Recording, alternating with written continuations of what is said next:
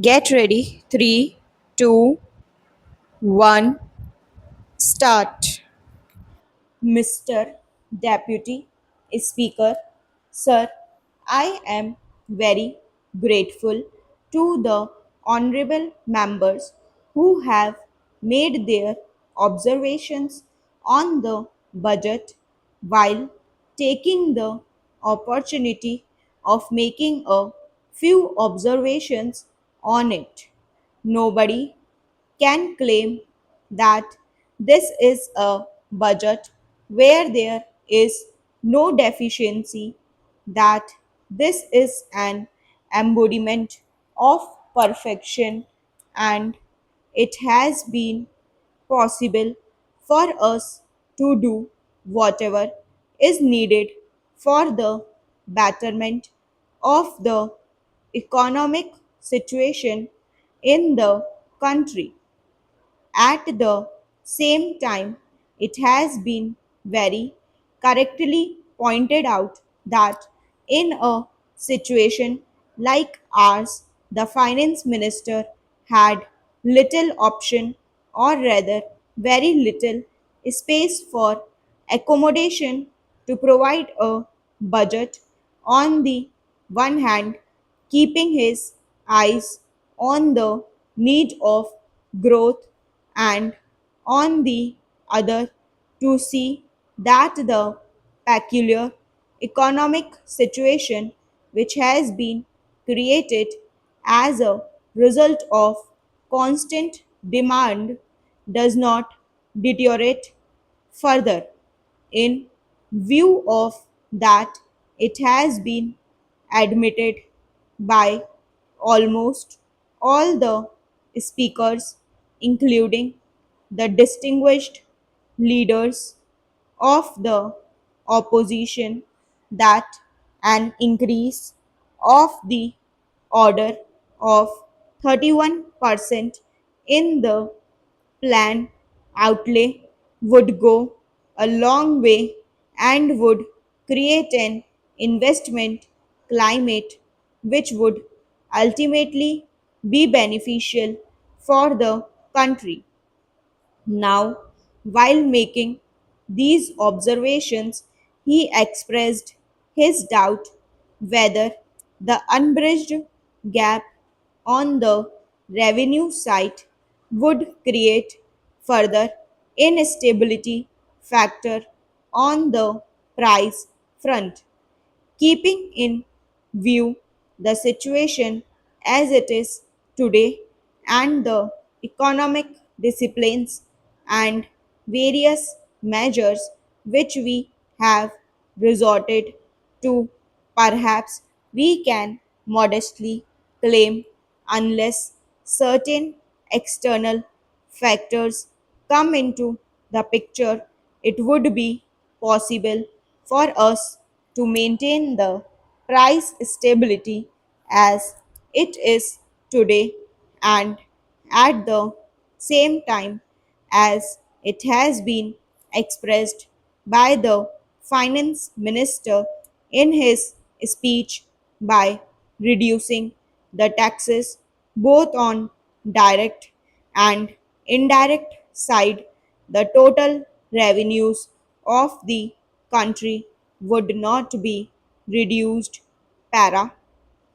It is no use suggesting that the budget is for the money bag, and that the budget is full of concessions for monopoly houses. The budget is an instrument through which the government tries to control and regulate the economy of the country for the current year, and in this year's budget also that exercise has been made, nothing more, nothing less. Therefore, to categorize it either as a budget of money back or a budget for monopoly houses is perhaps incorrect. In fact, it reduces the taxes for various categories. Para. One point has been raised by my honorable friend that the percentage of reduction of taxes in the lower income group are not adequate, while the percentages of reduction of taxes in the upper income group are more. In this connection, I would like to point out one aspect which should be kept in mind.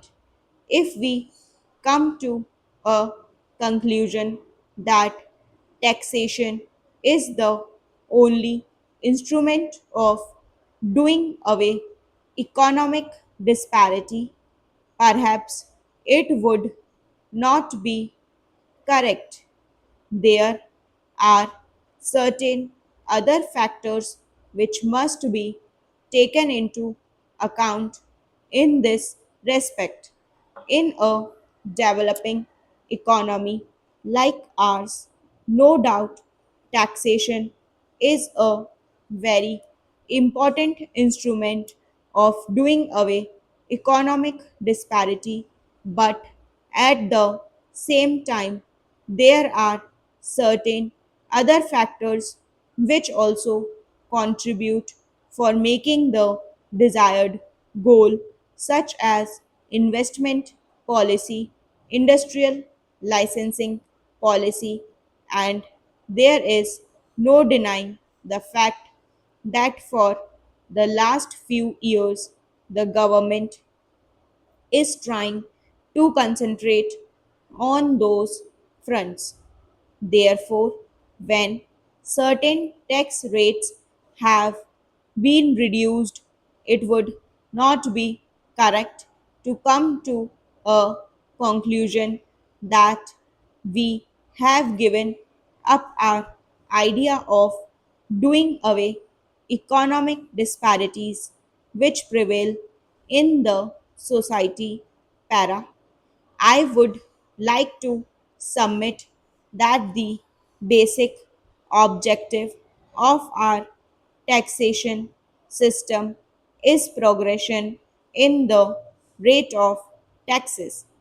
Even in the present tax structure, as it has been pointed out by my honorable friend while making his justification for reduction, but on the wealth tax side, this does not find any justification.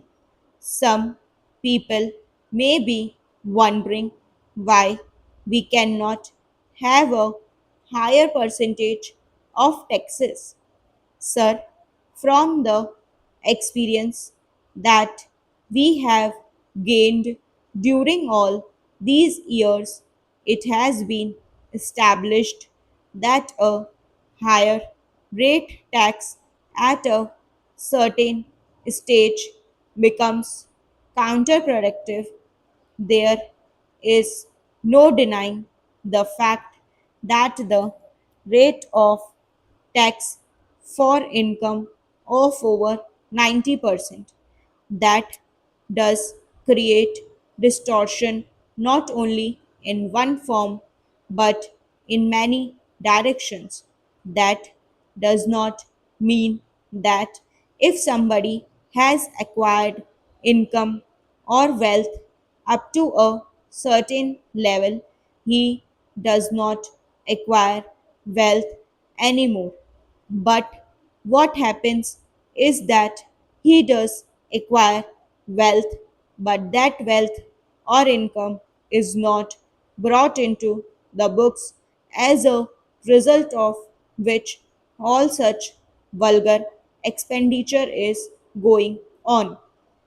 There is no denial of the fact that the operation of black money which went on and which is still going on in the country is the product to some extent of a system like this. Therefore, to ensure that we do not have increase in black money, the rates of direct taxes should go down. Stop.